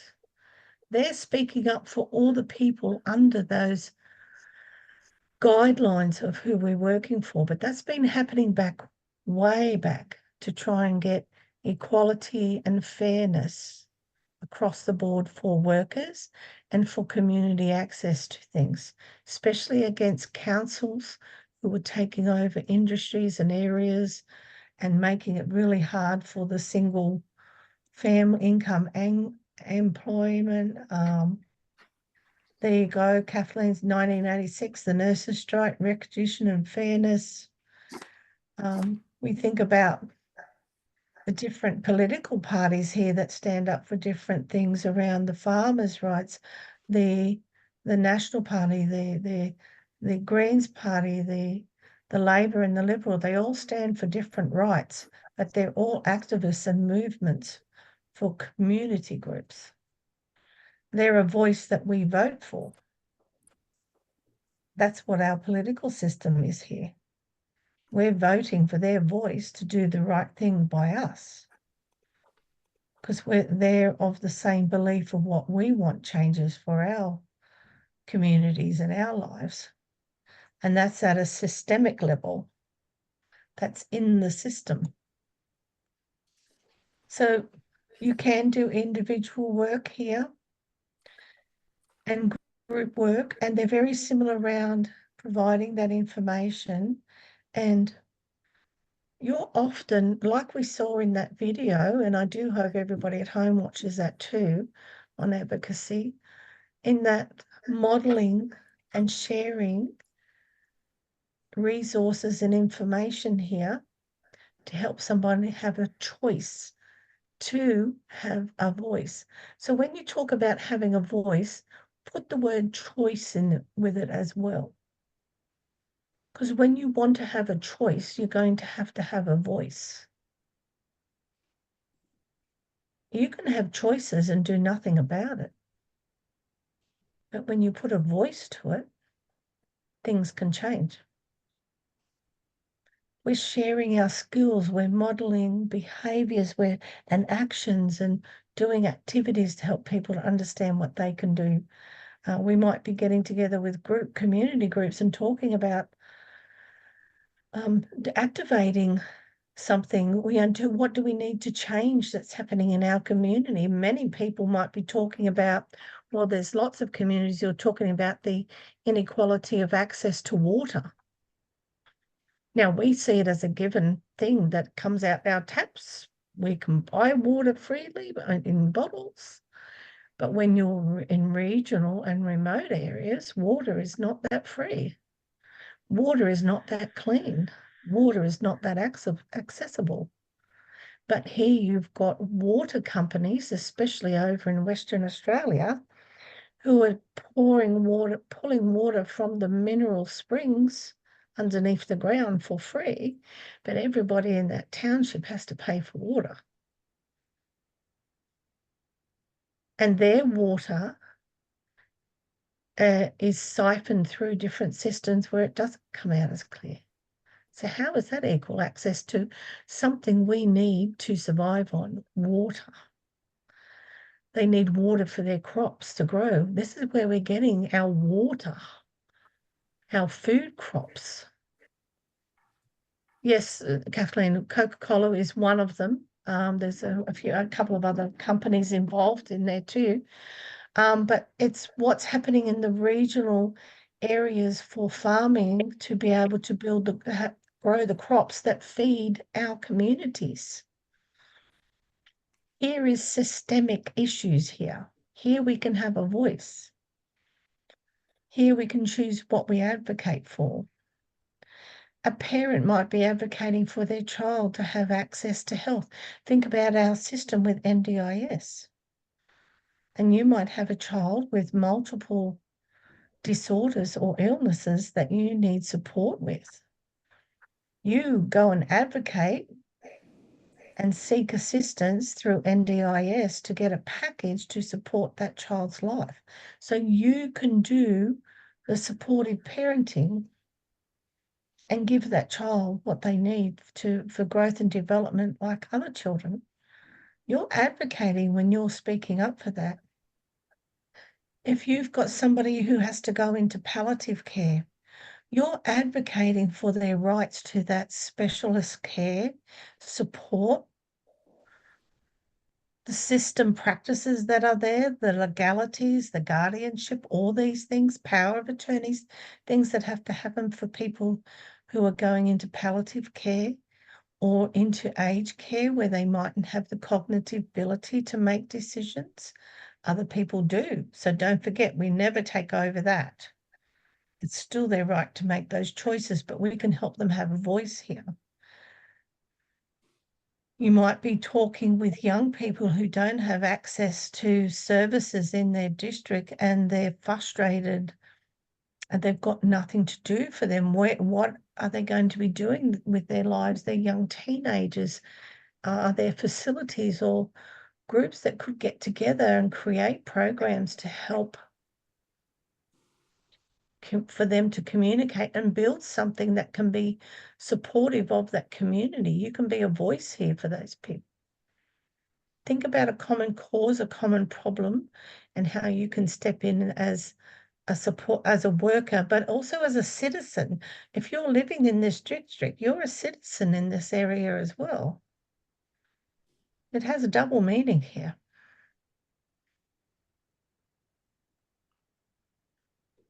So when you're in community advocacy, think about the crucial role that you can have in that many people get overlooked in our communities. And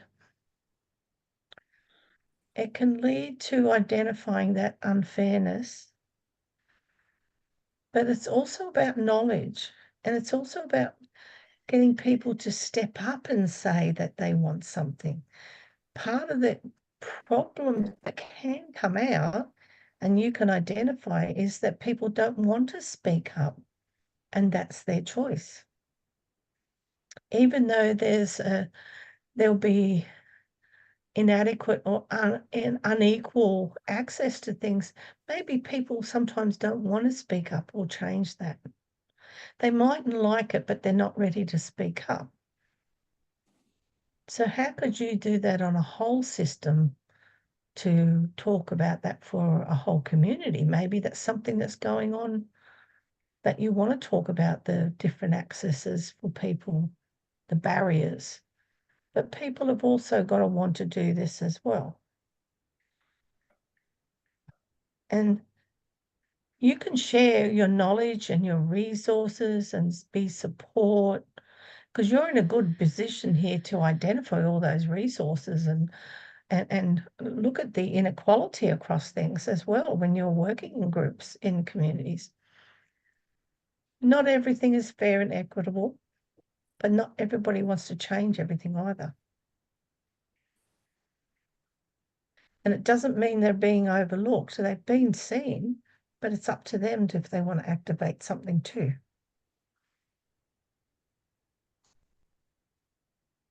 So when you're advocating for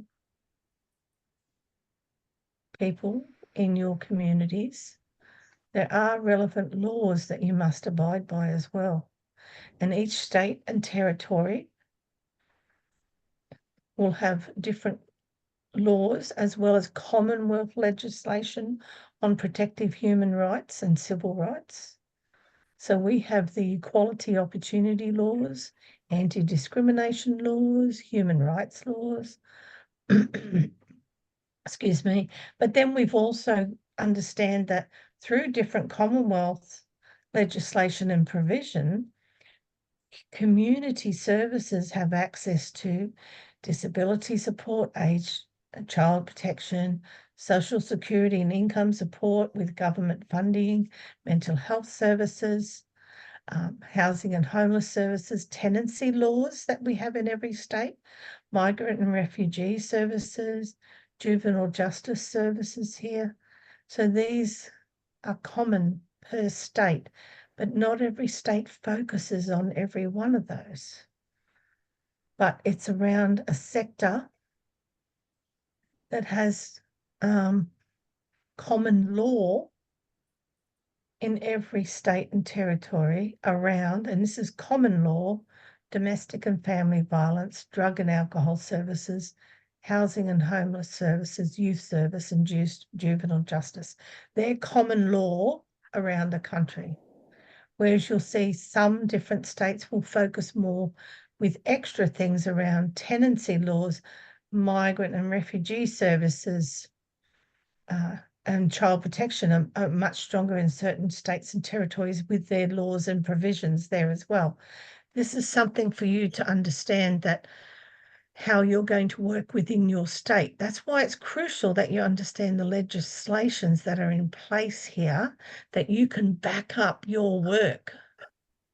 And this is what this is for. This is about your duty of care and backing up what you're doing.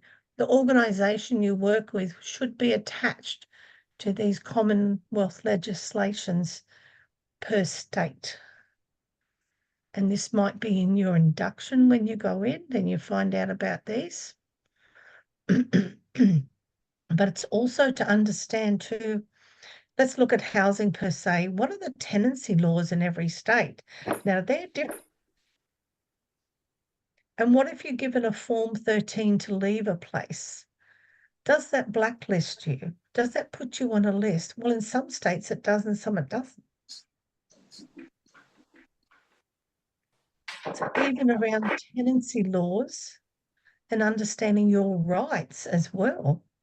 It's not all about the homeowner, it's about the person who is renting the home as well. They have rights as well.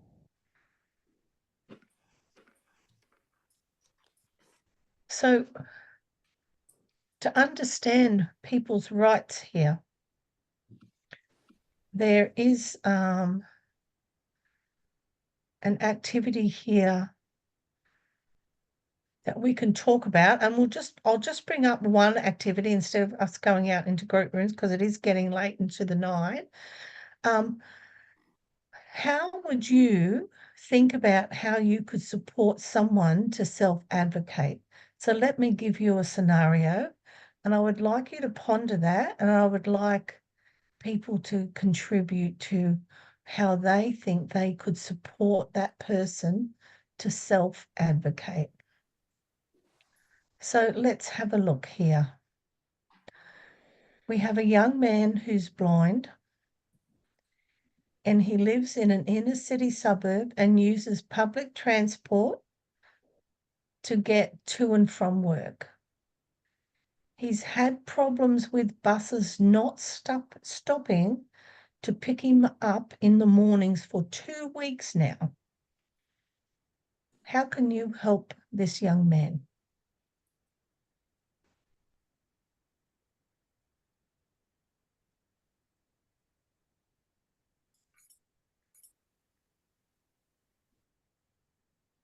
Ben? I could possibly contact the bus company and speak to whoever the regular drivers are and let them know. Yep. Yeah. Thank you. Yes, that'd be a great start. Louise? Maybe go with the person to stand at the bus stop and see if there's a reason why the bus isn't stopping. Yes. Now we know that often, well, I know in Queensland, you have to wave them down because that bus will just go straight past you. Even if you step up and stand near the curb ready to get to the bus, that doesn't mean you want me. They will go straight past sometimes. Shanoa? I was just going to say exactly what you said. So I tried to lower the hand, but not in time. But yeah, that's exactly what I was going to say.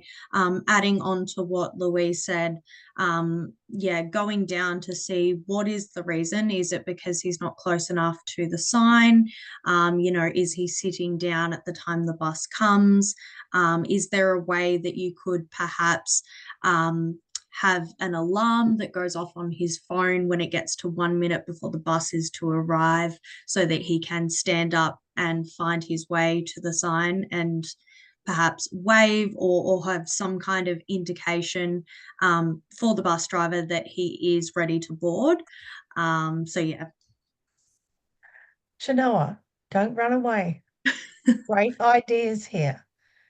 What sort of group could you get to support Jason? His sight, he lives with sight impairedness. So is there an organisation that you might be able to get on board to help you activate and advocate for his right to have that bus service? I can't think of one specifically, no. So if they're sight impaired, he's blind, what service might you be able to access there? Well, there might be a community that gets together, like a support group of other blind or sight impaired people that gets together once a week or maybe remotely. Oh, there is actually, now I think of it, there's an app called Be My Eyes. I don't know if you've heard of that, but that's where a visually impaired person can call or message a sighted person to ask them for assistance. So perhaps something along those lines. Yes, now we're talking. And that could be under Sight Impaired Organisation for Australia. Okay, yeah. So you might be able to go to them, ask them about best practices to support, because that's a great idea with the app. Ask about services to support this young man, because you have to help him learn the skills. You mightn't have those skills, you have the idea, but how are you going to teach that, right? So then if you get somebody who has the skills to share that, you can then teach this young person these skills, but you still then need to advocate with the bus company. Right, we're willing to help this young man have these skills to know when to, you know, have an app that tells him when the bus is coming, which is not definite of when the bus is going to turn up, because they don't often turn up on time. But then how are we then educating the bus company that this person is a regular at this spot? So all the workers on that morning run that share that run should have this information. This is where your voice comes in. Yeah, that's a really good point. So you're on the right track there. Love the app idea, but then how are you going to know those skills because you're not sight impaired? You go and get the best resources to help you do that, and you're linking in all these things to advocate. That's your advocacy work. Yeah, and I exactly with what you said. There's definitely a blind and sight impaired community out there who have dealt with these issues. I'm sure there's somebody out there who has dealt with every complication that there possibly could be. So there's going to be people who have trialed and found what works best. So reaching out to that community or people who work within that community, you know, to get the solution that I might not personally have just because I haven't experienced it. Yeah. Yeah. And this is where you use your research skills. You're not going to know all these things, just like tonight here. We didn't know everything, but through discussion, we could have gone on and researched how to get skills for sight impaired to get a bus. And it would have led us to organisations. Guide Dogs Victoria is one. I only know well of that because my daughter works there. And to see the training that goes on, the intense training to help people, but they've got guide dogs with them to access support. So the guide dogs are actually aware of the bus coming and they step up ready. So they know for that, to let that person know that the bus is arriving, you know, but there's all these tools that we could be maybe accessing. And this is where our discussions work really well because we've all got some ideas and we can put them together. Let me give you one other scenario. We have a woman called Marguerite, and she has an acquired brain injury. And she's been harassed by a neighbour in a public housing block of flats to the point where she feels she cannot leave her home. What support are you able to provide her? So you've been told that this woman doesn't want to leave her home. There's something really wrong going on there. Could you do a welfare check on them from your community program? And you've gone to visit this woman and to find out what's going on. What could you do? Because she feels so frightened to leave her home by being harassed by a neighbour.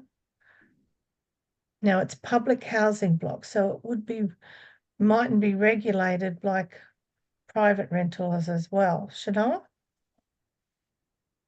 So my first step would be to get as much of a detailed explanation of the interactions as possible, to first establish, is she in immediate danger? Do police need to be involved? Has her life been threatened, etc., etc.? If that's not the case, then, and it's, I suppose, not quite as severe, then my next step would be to provide her with some resources and advice on emotionally handling the situation for herself, and also ways to not aggravate the situation, and be cautious and aware of how I word that, to not give any kind of victim blaming or make her feel like she's accountable in any way, but I suppose, just like I said, give advice on things that can be done to avoid escalations, you know, in a confrontation. From there, another option would be to find a housing worker who looks after this particular block of units and see if some kind of formal complaint can be filed, or whether some kind of letter can be given to the offender or the perpetrator, to, like I said, give them a written warning that this behaviour is not acceptable. That's a couple of things that just came to mind straight off the bat. And definitely contacting, it's a public housing works. So you could advocate by going there with them to talk about that issue, or write a letter and take it to on their behalf. because there's a part here where you've got to also ensure your safety, that you're not interacting with somebody who is aggressive as the neighbour. So you have to ensure that part as well. But going to the public housing system that's running this block of flats is crucial. Also, then maybe getting this person some counselling support. That's another way that you can help her. And you can do this by, she doesn't have to leave the home, you can do telehealth until you get more confident and start to work out what the issue is. But for you to go in and speak to the neighbour and things like that, that puts you in an unsafe space. So you use the public housing system here. If it's something that's very threatening, like you mentioned, and quite threatening, you call the police. And you can actually, instead of calling like 000, you can actually access your community police liaison, and they do liaison work between neighbourhood disputes. Also, your local council is someone that can also handle community disputes, but because it's in a public housing block, they would be the ones that you would go to, but the action might take a little bit of time. So a community police liaison or a development worker in the police force is actually quite useful as well, because they can look at and negotiate what's going on here and find out both sides here to try and organise a way to move forward as well. So this is where you're accessing all your skills, your knowledge, your resources. And when you get a scenario like this, I would suggest you always brainstorm it. You have that person in the middle and you have all these little clouds with all these issues coming off. So then you can look at the big picture. What are some of the things I need to action here? What are some of the things that are standing out? Crisis, short-term, long-term issues here. What are the barriers? And then that might give you a hint. Okay, first steps we need to step here, here, here. Then you can step out your processes here as in your advocacy. Good contributions there, Chanel. Thank you. In working with people too, sometimes we have to help somebody make decisions and to have guardianship over to keep them safe. So whether the person is legally a minor person, a young person, or an older person, if they cannot make decisions for themselves, guardianship is put in place. Often that is with a family member. Often that could be with a public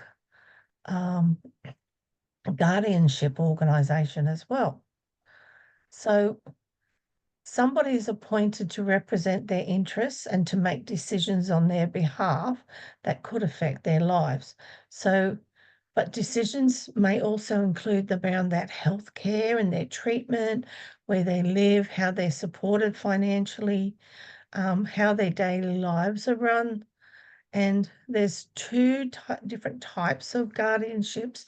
There's a limited guardianship that is appointed to make decisions only about certain areas in that person's life, where a plenary, which is a full guardianship, is appointed to make whole of life's decisions. These are crucial in understanding what the person that you might be supporting, they might be going into supported living arrangements. And a social worker might come and ask you about supporting somebody with advocacy around guardianship, but they only need minimal support. So that's working out the limited guardianship that can manage certain areas. It could be managing somebody's finances per se, or their health decisions, but the other decisions they're still able to make. But if somebody needs a whole of life decision, this is a very, very big complex issue to make sure you've got GPs that do tests and examinations on, psychologists. There's other different people that come in that do testing, overall testing, to determine the ability for that cognitive ability for that person to be able to make decisions. This could be from people who have had an acquired brain injury from an accident, and they're seeking support for their ongoing live-in home management. This could be somebody who's an acquired brain injury from drug and alcohol abuse.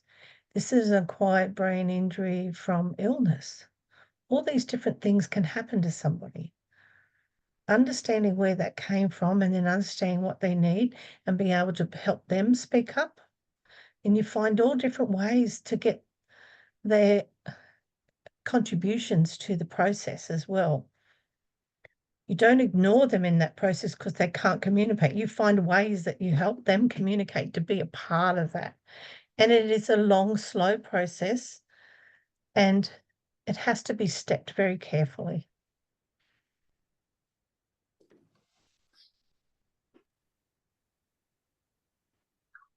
So the legal status of parents and guardians here. So there's different responsibilities with a guardianship to parenting.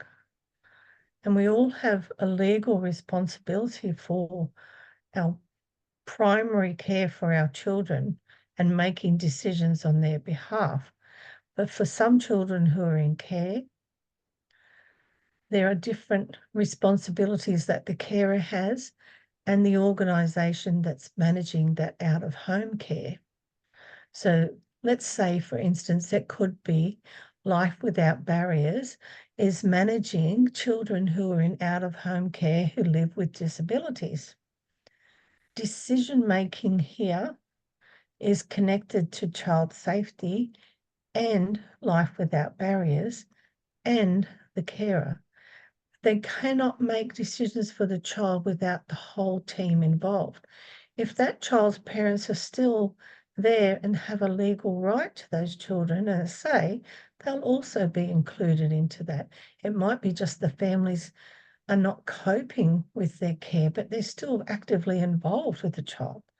So it's an overarching principle that all these are brought together to have the best aspects of care, the best interests of care of the child. Because some children live in complex situations. And think about mixed families now. We have biological children and non-biological children. There's complex issues that can happen here. So don't forget the legal status here that's involved in parenting and primary decision making. Often, if you're working in education and you've got a young person that's in care or living with grandparents, they're under a guardianship.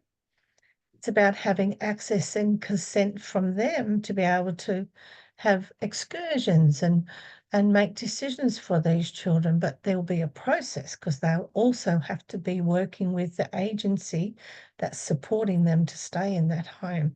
So there's a legal process here.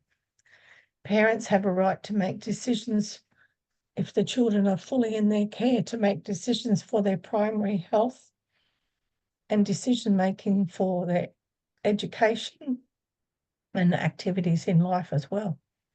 So it's a big responsibility here. And of course, if we do have to be working with somebody who needs more legal representation, power of attorney is where they appoint an adult to act on behalf in a legal and financial matter to make decisions best for them when they're not available or they're incapacitated in certain way, especially cognitive way. So this is often where people might have to go into permanent care, no matter what age. Somebody might need a power of attorney to support them legally and financially in this matter. If it's an older person and they've got a home to sell to go into care, you're going to need power of attorney to support that process. But it can only be made while the person granting it still has the capacity to make the decision. This is a little bit different here to guardianship. So power of attorney can be made before the foreseen issues may be coming for that person's health. And these decisions are made in preparation for something that could be coming. So somebody might have been given a terminal diagnosis. The planning stage before going into care might be that they make financial decisions and they make somebody, they granted power of attorney here. Same for children who are in care that might have funding that goes with them. Who's going to manage that for them if they're in child safety care, in government care? So all these things are legal matters to have an understanding. When you don't have an understanding about that, reach out to agencies around family law and financial matters for those with limited decision-making ability.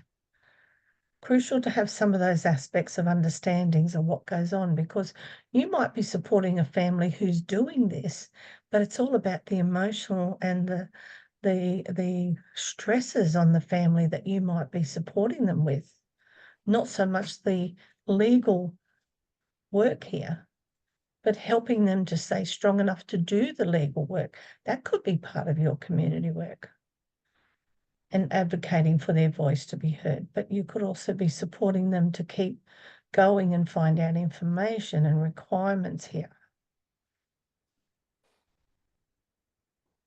So that brings us to the session at the end. I'm just going to stop sharing that screen. How are we feeling about this? This is a lot of heavy information. And it's a lot of research. You're not expected to know it all at once. It took me years and years to gather my information, but to actually activate it as well. I never used anything around a power of attorney or guardianship for a good 5 years until I was introduced to something, into a role that I was in that needed that work. As then I started to work in different areas, I started to learn more about that, the legalities for some people in certain areas. As a social worker, that's where it really kicked in for me to be able to advocate for people's rights around long-term care, in-home-based care, disability and share housing, youth housing, all those sort of things that come up. But I'm still learning about the legal system because it keeps changing. So this is where we have to, as workers, keep up with changes if we can. We're not expected to know it all. We can reach out and ask for support and gain that knowledge for a client if you need to. But this is where you build up this information over time. Be willing to look for it. Kathleen?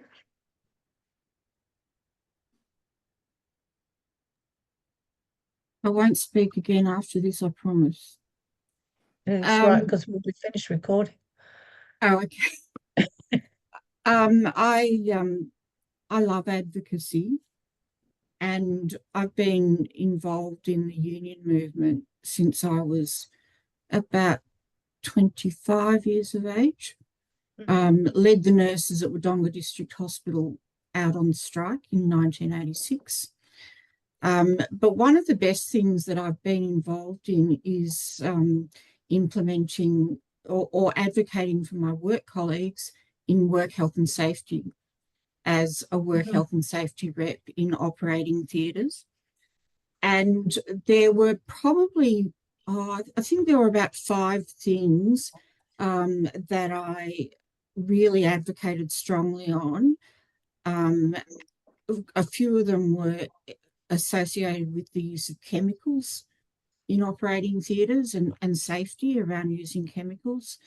And there were other things too. And I even at one stage put a provisional improvement notice on something which created a bit of a stir A provisional improvement notice, for those who don't know, is when you say that you ring the Health and Safety Authority, or you contact them, and you say that something is just so unsafe that nobody can go into that in this stage into that operating theatre until it was fixed.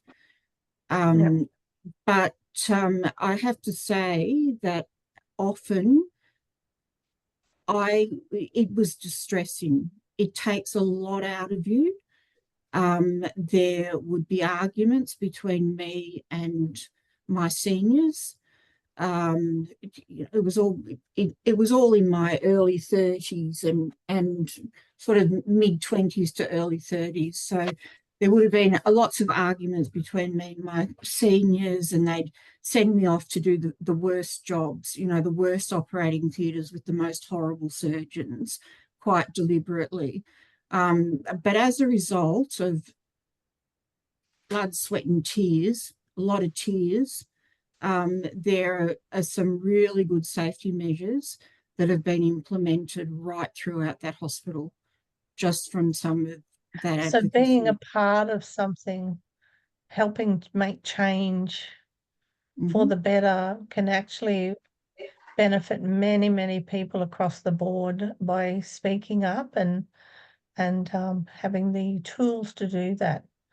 Thank you so much for sharing, Kathleen. I'm just going to press stop record for this week. So just remember, all our learners out there, you can use Calendly for a trainer support across the week. So that's using your Calendly link in your resources, or email lso@hader.institute.edu.au. Have a good week, everyone, and we'll do session 2 next week. I'm just going to